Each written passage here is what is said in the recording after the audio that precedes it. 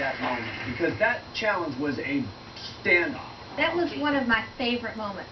Actually, when we get tree mail, sometimes there's a little clue that's attached to the clue, and there was a little small miniature wicker ball, and that's what I took home, because that was such a memory. And you sang in the challenge, Lisa, finding the silly in the challenge, and it was so true. I was smiling the whole time. I was having the best time. You know, one of the things that I love most about doing the after show, when Survivor's over, we read the final votes, and then we get a chance to talk, is when you guys are on the island and you're having the experience, while you're at camp, one of the other contestants is being interviewed, and they're often talking about you. And you may think they're your best friend, and they're over there going, I'm about to go to vote tonight. I'm going to vote her out. Yeah. What have you seen so far that surprised you about what people have said about you? Well, I knew I was not in the clique, you know. I knew the girls, they didn't really like me. They were young, and I was old, or whatever, and I felt that before, and so it felt familiar. But I didn't realize they were saying that I was like a stray dog that needed to be shot. I mean, that kind of, Because that's the trick of the game, is that you're forced to make these relationships to survive. You have to build a shelter. You have to get fire. You have to find food. And you have to vote each other out. Yes, and you have to weigh those things. Like, I noticed one of the first episodes, they all went off to talk. I guess they were kind of talking strategy. And I said, no, I'll stay here because I'm working on the fire. I had to weigh, was it more important to build a fire or to be in those conversations, and I made the wrong choice. You stayed with the fire. I stayed with the fire, and I should have frozen, but had a couple of people to freeze with. Yeah. Never let a group go off. Now you know. Now we know. So, since you've been a fan since day one, and I have been on the show since day one, we thought it would be fun to have a little Survivor showdown. I've been challenged many times. I've never lost a Survivor trivia challenge, ever. Okay, well, so that you can't brag about that. You were in the middle of every one of these things. I have been watching it. That's like the returning players. I mean, they totally have an advantage. And besides, you haven't had children, and the memory leaves with the placenta. So I'm just going to figure that right now. You know, it is funny that I just bragged about winning a show that I've hosted from day one. That doesn't make a lot of sense. Let's have a Facts of Life trivia game, okay? Yes, I would lose that. Okay, so to host our trivia, we have a young Survivor fan here. Miranda. She's here with her mom, Samantha. Miranda, how old are you? I'm 9. You're 9, and it's your birthday today. Yeah. Happy birthday. So, what is it that you like about Survivor? I like the immunity challenges and the blind sides. Oh. And when you say immunity is back up for grabs. And you try Forspoken. Wow, you really, okay, you've just qualified yourself as a super fan. Will you host our little showdown? Yeah. All right, let's move up here.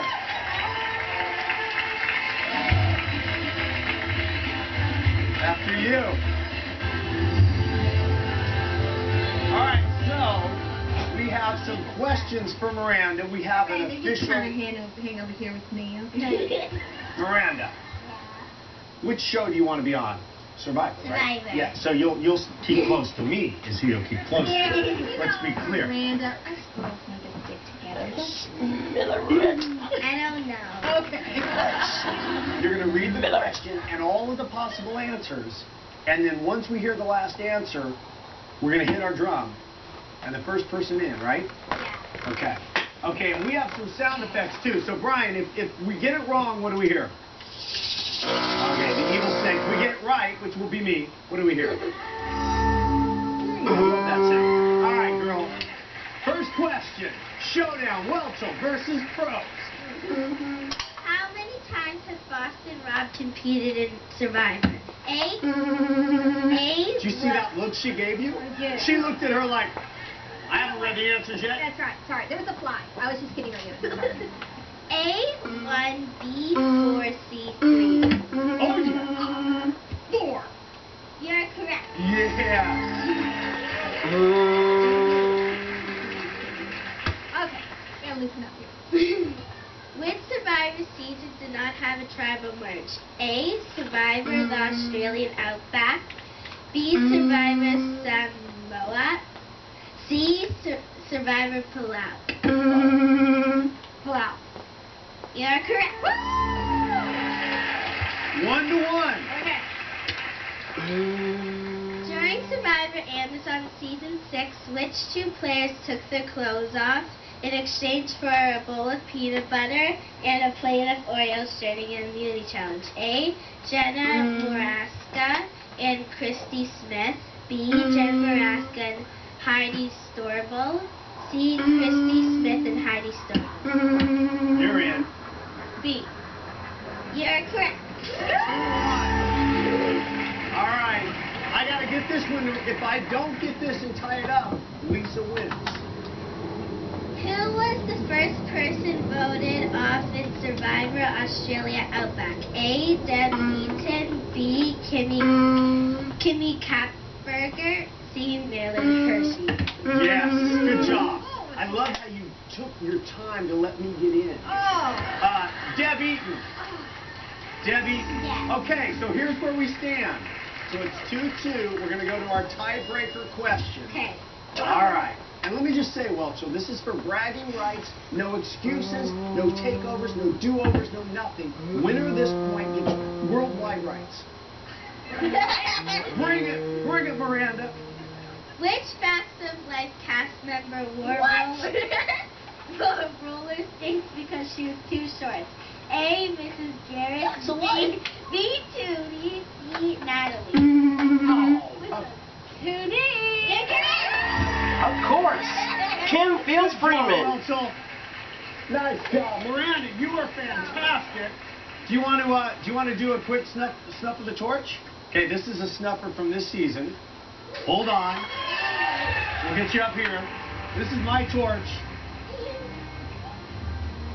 I will stand here. Do you want to say what you need to say to me? Okay. Your tribe has spoken. You are awesome. Good job, and I have something for you. More Survivor swag than you could do anything with. Happy birthday. All right, when we come back, we're talking facts of life and personal life with Lisa. We'll be right back.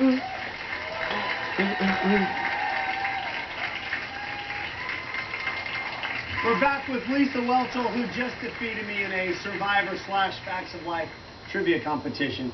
What is the single most common question you get about your time on the Facts of Life? Almost everybody asks me if I still keep in touch with the girls. And do you? Absolutely. Yeah, Really? actually, yes. Of course.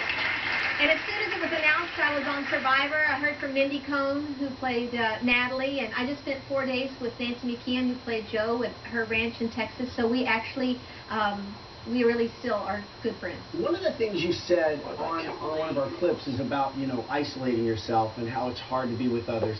Is that related to being a child actor in those temporary families you have? I think so, because even though I grew up, on a television show about friends, that was not my experience. So even back then, I remember a time when the 3 girls came into my dressing room and they really just kind of said, "Hey, Lisa, we need you to put the book down while you're in rehearsal," because even then, I just kind of go off and get in and put my nose in a book, which is exactly what my 2nd grade teacher told my mom, which is why I got into acting in the first place, because she was worried I didn't go out and play with the kids. I would just be in a book, and she said I'm a little bit worried about her. So my mom put me in an acting class to see if it would help me overcome that shyness. So it's interesting that you're an actor, putting yourself out there, but really inside you're extremely shy.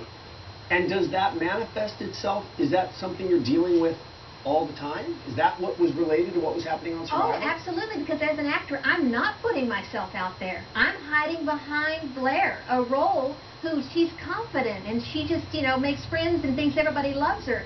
And so I can hide behind that role. But being on Survivor, there was no role to hide behind. It was reality TV, and it played out that I knew going in that I don't do chit-chat well. If I'm sitting over with somebody, I'm asking you, tell me about your parents and what's your relationship with them like. We're not talking about... What is it about kids that start out acting when they're young that causes this to happen so often, to become isolated, to not have true, deep friendships? You have friends you worked with, but if you're not working, you're not friends anymore. Well, and you don't really know if anybody wants to be your friend because they like you or because of how you make them feel when they're around you, which is, again, why Survivor was so healing for me on a million levels. I got to play the game for good or for bad, accepted or rejected, as me. As Lisa. Yeah. So, George Clooney, who I'm very open about my man crush on Clooney. I've been around him a few times at a couple of different little parties, and it's like I'm 12 trying to ask a girl out. I have nothing to say. and it's just a guy. So you worked with him. Now, George Clooney then was, what, you know, a 20-year-old guy or whatever. Early 20s. Now it's George Clooney. Yeah. Oh, it's even different for you. Wow. You know what? I've often said that had I known George Clooney was going to become George Clooney, I would have worn makeup to rehearsal hall a little bit more often. Do you worry when you see somebody, now the young woman in the news is Amanda Bynes, the latest child star to get in over her head? Can you relate to the pressure she might be feeling? I can, but even then, I'm aware that things have changed a lot since I was on television. The pressure is even more so. But it doesn't matter. The pressure of life is too big to put on a small child or a young person and then put out there in front of the world to make a judgment on. A child needs to have a greenhouse to be able to, you know, have some protection to grow, not just be put out there for all the winds of life to come and just knock them around. So does that mean we need to treat young performers differently, or should there not be as many young performers? You know, I wouldn't let my children be in show business. I think it's a lose-lose situation. Either they're very successful and they grow up just thinking the world revolves around them and they have money that they don't have the maturity to know how to deal with that and freedom, or they go out on auditions and they're told all day long, you're too fat, you're too, you know, you're not cute enough, you're not this, you're not that. I'm trying to encourage them and build them up. Why would I put them somewhere where somebody's just going to tear them down? I just think it's lose-lose. I want to take a quick break and then come back and talk about your personal life, which you were going through while you were on Survivor. Your marriage was breaking up and you were having to deal with that, and now you have a whole new life. And I want to hear how you're doing with all of this change. We're going to come right back.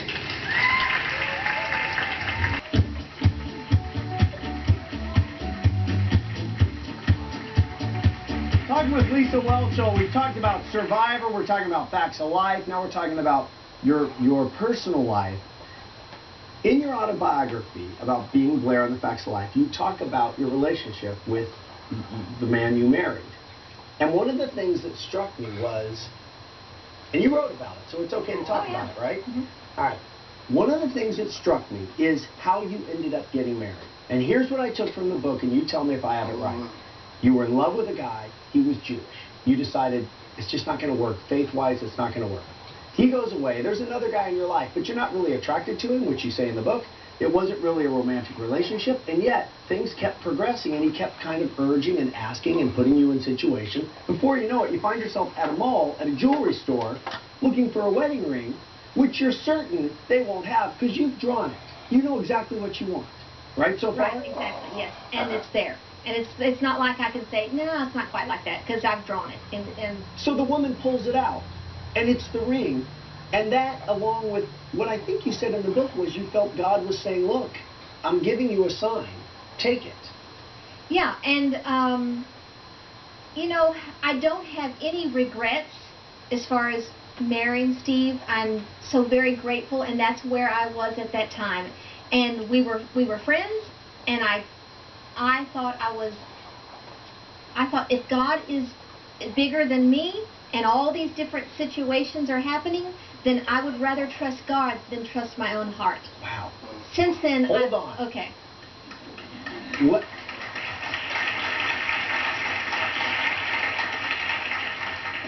So let's just let that sit for a second. You would rather trust God than your heart. That is a big dilemma because you're basically saying trust God over my gut, right? Yes. Now, as the marriage continued, you were married you're just recently divorced. Yes, it'll be